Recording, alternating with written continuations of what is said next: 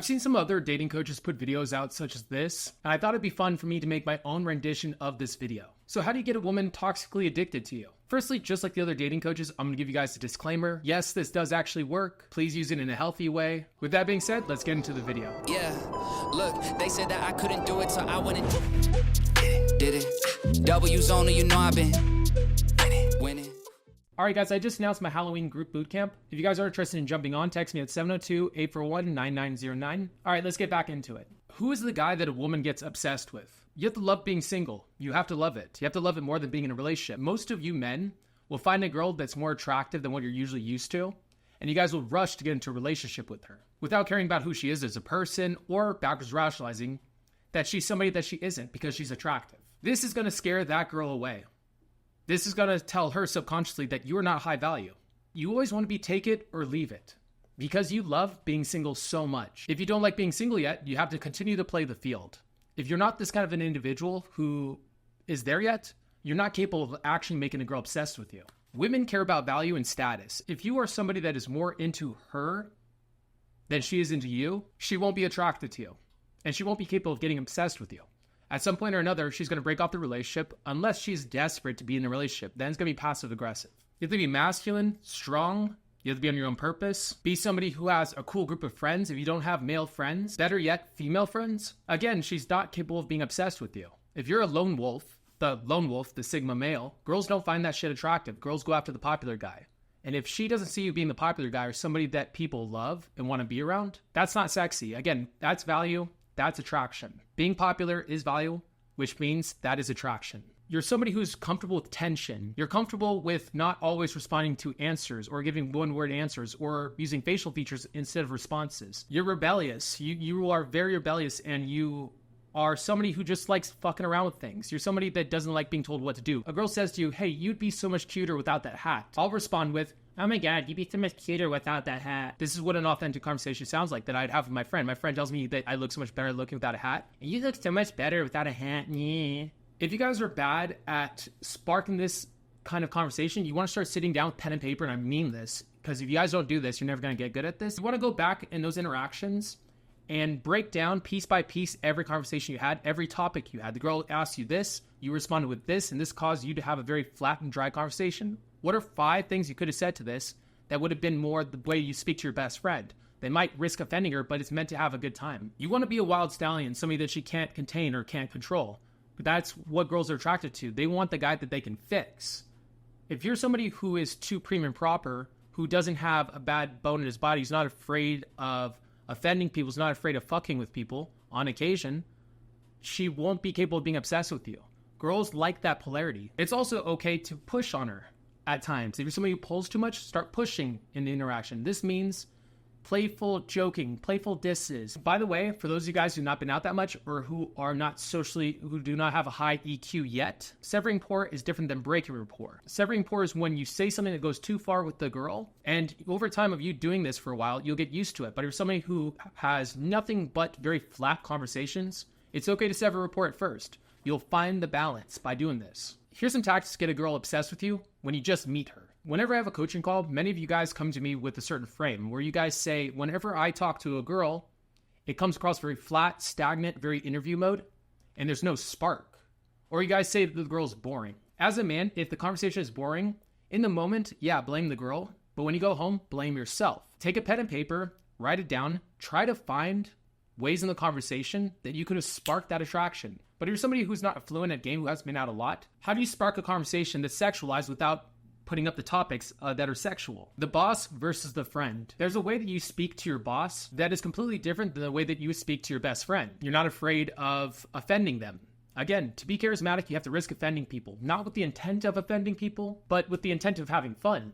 And if you do this, if you drop that barrier, it's a lot easier. When I meet up with the girl's parents, I used to be very prim and proper, used to cross my hands, used to say, sir, ma'am. And then at some point, I realized that this was setting off a bad precedence with the parents. I was now creating an energy that couldn't be authentic, where the parents would treat me that way as well. Instead, I just started being myself. I would lounge on the couch. I would sit down in a very relaxed way. I would cuss. I would just be myself around them. This would cue them to also be themselves around me. and create a relationship that was authentic and real, and actually created an even deeper relationship with the parents. If the parents are the kind of people to not receive me in that way, I'm a masculine entity, I'm a powerful individual. If they don't like me for me, I'm cool with that. I don't need the parents liking me because I'm dating their daughter. They're not in the relationship with me and their daughter. And if it doesn't work out, that's fine. And the funny thing is, if the parents can't handle me being me, I stand my ground, and no longer is her dad, now I'm daddy. That's if he cannot handle me being authentic. In the same way, when you're talking to girls, you're talking to the girls as if you're talking to your boss or to her parents. You're not talking to them that way. You talk to them in a way that is risking offending them, and if they can't handle it, then you move on.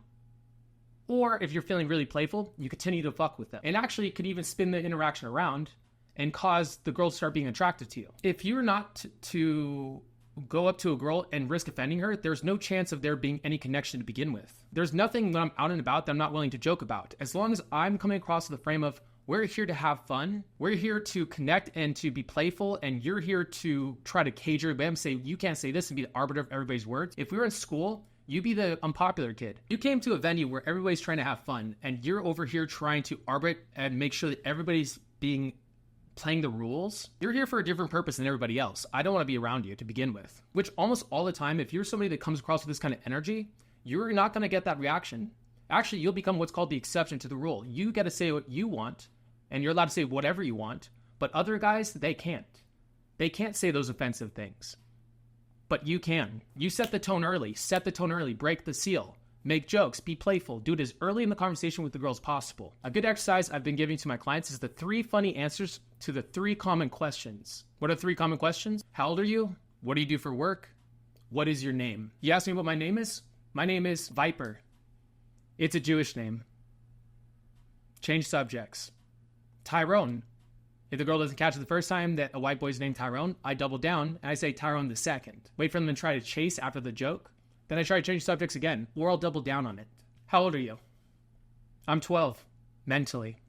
My psychologist is working on it, though. Are you a cradle robber? Do you like them young? Pedophile. I'm 55. LA plastic surgery, baby. I work at a gas station, but one day I'm gonna be manager, and you get all the free Slurpees you want. I'm a janitor at McDonald's. Another strategy you want to use is action feeds ego, ego feeds action. The more that she does stuff for you, the more that she takes action, the more she takes your lead, the more that she is saying she likes you, the more that she brags on you, the better off you'll be. The more actions she takes to say that, the better off you'll be. And you also don't want to be constantly present. It's okay to take away your energy at times. You never want to consider a girl a 10 or gorgeous or super attractive. Whenever I talk to a girl that's that attractive, I will mainly focus on something I don't like about her. Maybe something that's physical, maybe something in her personality, but I never give her the status of being super attractive or a 10. Because then I'll start self-lying to myself and I'll start acting in a way that is lower value than her, and she won't be capable of getting attracted to me. Never tell yourself a girl is a 10. The flavor of the girl you are communicating with. Every girl has her own personality. Some girls are more prone for obsession. You want to notice her pattern of dating. What were the guys like in her past? Were they douchebags? She's more likely to get obsessed. If she more into super nice guys and they had a really good breakup in the relationship, she's less likely to get obsessed. And it's more likely, honestly, to be a healthy relationship if that's what you want. Bad boy lines do really work well for those girls that do like those individuals. I'll make jokes about my dad hitting me. I'll make jokes about her father not liking me. I'll yell. I'll be loud. I'll be abrasive. I will be, honestly, possibly annoying to some people outside of our interaction. But the byproduct is that she will be attracted to me. She'll consider me the wild stallion type individual. Pre-selection tactics. If you're in a venue with a girl, you can honestly just don't have to flirt with girls, but verbally, but do it subtly on the sub cues. Let her know that other girls like you. It will raise her attraction to you and make her fight harder for you, which does feed back into that action versus ego. She will fight to take actions more in the way of talking to you, and they'll also chase you harder. Honestly, I've had a lot of girls in the past who didn't like me until they saw their friends did, or who were not obsessed with me until they saw other girls were obsessed with me, or were after me, or were chasing me down. Knowing her love language. If you're somebody who has a physical love language and her physical love language is not one of hers, it's not, you want to make sure you're not touching her too much because you will chase her off. You actually want to be the one to let her touch you first. Here are the 5 love languages in case you're curious. Now, here's the long terms of getting to know her. Don't rush to take her seriously. Take minimum 2 to 3 months to get into a relationship with her. to get monogamous with her. Don't rush. If you're rushing, you're not giving her space to chase you. It's the girl's job to really tie you down. It's your job to get her attracted in the first place. Keep it casual at first, treat her like a friend with benefits, and then let her roll into it naturally herself. Be a man who has a purpose separate from her. If she is your main purpose and she's your everything and you don't have something bigger than her that you are focused on, that you're obsessed with, she can't be obsessed with you. Find that one thing, whatever it is. Maybe it's evolution. Maybe you want to evolve. That's a really good first purpose for a lot of people. But then as you evolve, you want to find another thing, something even separate from that, something that you can chase. For me, it was this YouTube channel helping you guys out. Create boundaries. If this girl is not your perfect type, if she's not 100% who you want, you don't date her because you love being single so much and you prefer to be single. So if she's not 100% what you're looking for, you are ready to bounce. And this will actually keep her in line and keep her from crossing your boundaries or pushing on them, because she knows the second she does that, you're going to walk. Don't lose the things that made you valuable to her. If it's your charisma, if it was the fact that you hit the gym, if it's the fact that you have a purpose, if it's the fact that you have cool-ass friends, don't lose that. Actually try to make it better. Try to improve and become even better despite the fact you're in a relationship, despite the fact you're moving towards a relationship. If you lose those things, if you lose that masculinity in the relationship, you're going to lose her. Be an ever-increasing value proposition for her.